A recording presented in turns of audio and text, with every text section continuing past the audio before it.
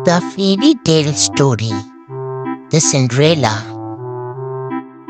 एक दफा का जिक्र है कि एक खूबसूरत रिंग लड़की अपनी जालिम सौतेली माँ और अपनी 2 चगरालू सौतेली बहनों के साथ एक घर में रहती थी जिसका नाम था सिंड्रेला।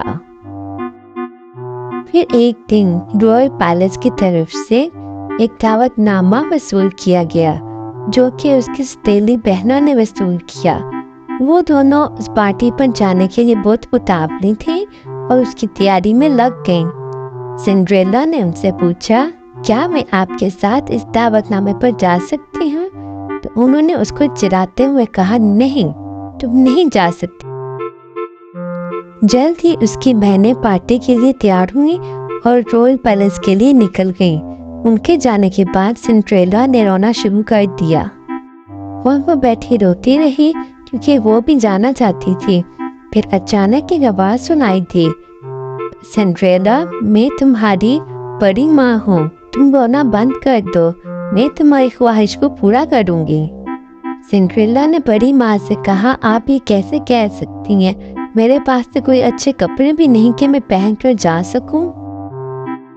इस पर बड़ी माँ मुस्कुराई और उन्होंने सिंड्रेला के आम और सादा लिबास को एक खूबसूरत लिबास में बदल दिया और उन्होंने सिंड्रेला से कहा कि तुम रात 12 बजे से पहले वापस आ जाना।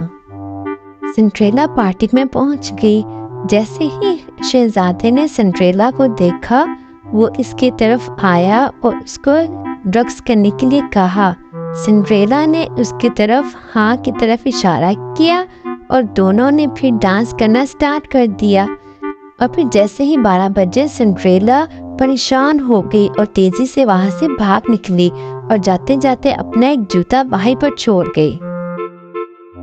सिंड्रेला के यकदम गायब होने के बाद शहजादा उसको ढूंढता ही रह गया, लेकिन उसको वहां पे सिर्फ उसका एक जूता ही मिला।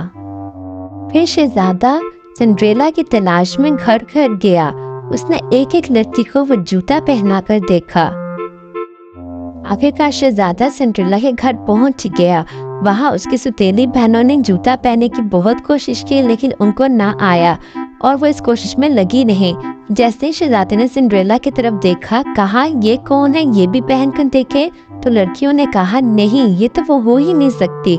लेकिन शहजादे ने उसको कहा कि तुम भी पहनो। और फिर जैसे ही सिंड्रेला ने जूता पहना, उसको ये पूरा आ गया। उसके सौतेली बहनें हैरान रह गईं। शहजादा उसको देखकर बहुत खुश हुआ। शहजादा सिंड्रेला को वहां से ले गया। फिर उन दोनों ने शादी कर ली और वो खुशी खुशी रहने लग गए।